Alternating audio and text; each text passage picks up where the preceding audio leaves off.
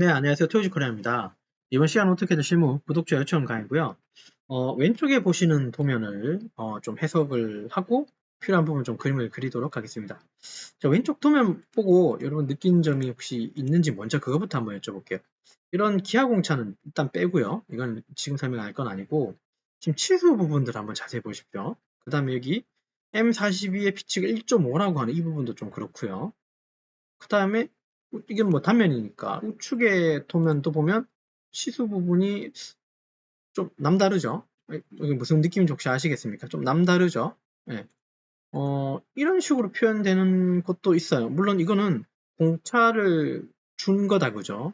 그러니까 얘는 어떤 보통 우리가 생각하는 치수는 이렇게 주잖아요. 이렇게 주고 이거 요거 한번 기준으로 한번 이렇게 한번 설명해 보면 해석을 좀 해볼게요. 보통 사람이라면 44.6 이런 식으로 표현을 하고, 그죠? 윗공차는 그냥 0이고, 아랫공차는 마이너스 0.05 이런 식으로 표현할 것 같아요. 얘를 풀어서 이렇게 치수를 이렇게 표현한 겁니다. 혹시 제 말이 맞는지 보세요. 윗공차를 제로를 포함한 값은 얘는 최대 44.60까지는 가공을 하고 최소 마이너스 100분의 5니까 여기서 100분의 5를 빼면 44.55가 되죠. 아, 맞죠? 맞습니까? 잠깐만요. 6이네. 미안합니다. 아래 공차는 1,5네요. 그죠? 그러니까 아래 공차는 마이너스 0.15니까 얘는 44.45가 되겠다. 그죠? 0.15를 빼게 되면 여기서 4.6에서 이렇게 표현을 하는 거네요. 그러면 윗공차는 제로고 아랫공차는 마이너스 0.100분의 15 이런 식으로 표현을 하겠죠. 일반적으로는 이렇게 표현합니다. 그죠? 윗공차, 아랫공차를 공차로 표현하는. 근데 왼쪽에 있는 것처럼 아예 치수를 공차를 적용한 치수값을 이렇게 표현하는 경우도 이거는 뭐 나라마다 혹은 회사마다 어떤 좀 컨셉이 있을 텐데 좀 그 형태가 좀 다를 수도 있습니다. 이제 이렇게 표현하는 것도 틀린 건 아니에요. 틀린 건 아니고 가공자 입장에서 한번 보면 저는 저 같은 경우는 저는 사실 이렇게 잘 표현을 안 합니다. 저는 이렇게 잘 표현을 안 해요. 이거 이렇게 보면 굉장히 헷갈리고 조금 난해해요. 차라리 그냥 어떤 타겟을 주는 게 좋아요. 지금처럼 44.60 다만 최대 공차가 제로니까 얘는 때려 죽여도 44.60까지만 가공을 해야 되고 적어도 44.45보다는 좀 더 가공을 해야 된다고 이해하겠죠. 맞습니까? 그럼 가공자는 딱 44.6을 타겟 혹은 어떤 걸 타겟으로 가공할 거예요. 근데 분명히 가공하는 사람은 44.45를 타겟으로 가공할 거예요. 왜냐하면 이게 지금 치수가 가리키는 곳이 이 내경 쪽을 의미하죠. 아마 내경이 작다고 한다면 파이가 작은 거고 내경이 크다고 한다면 파이가 큰 거예요.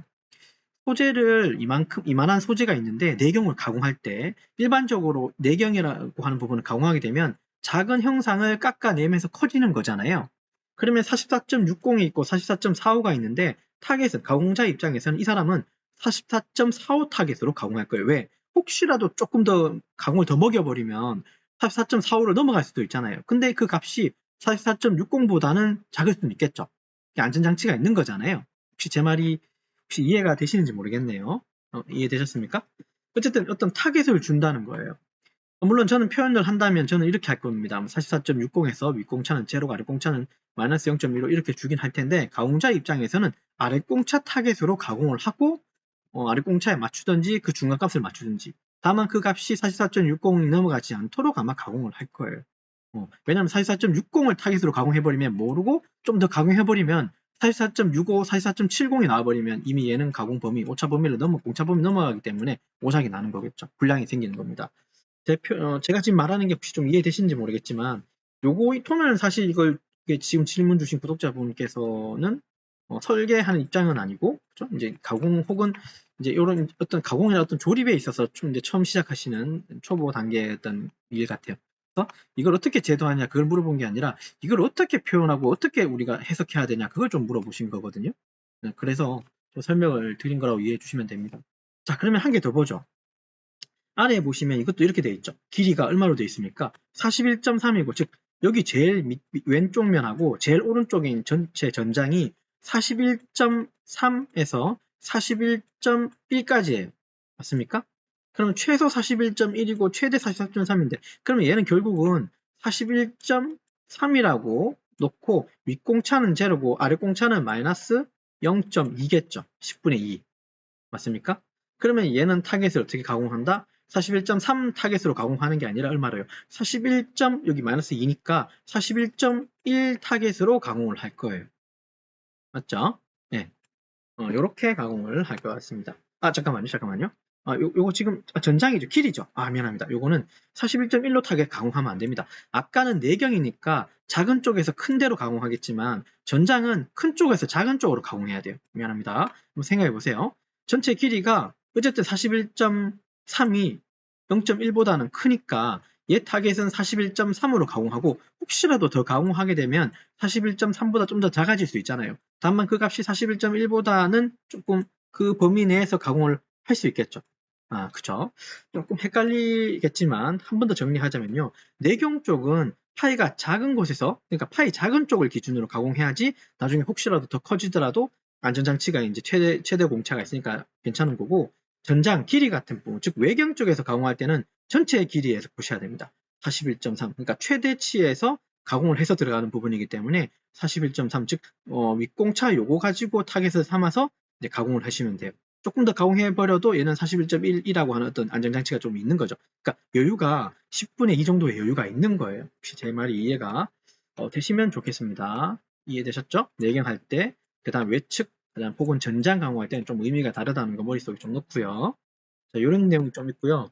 그 다음에 여기 42M이라고 되어 있는 부분은 매트릭 즉 미터 나사계 42라는 소리예요. 즉 여기가 나사 부분이고요.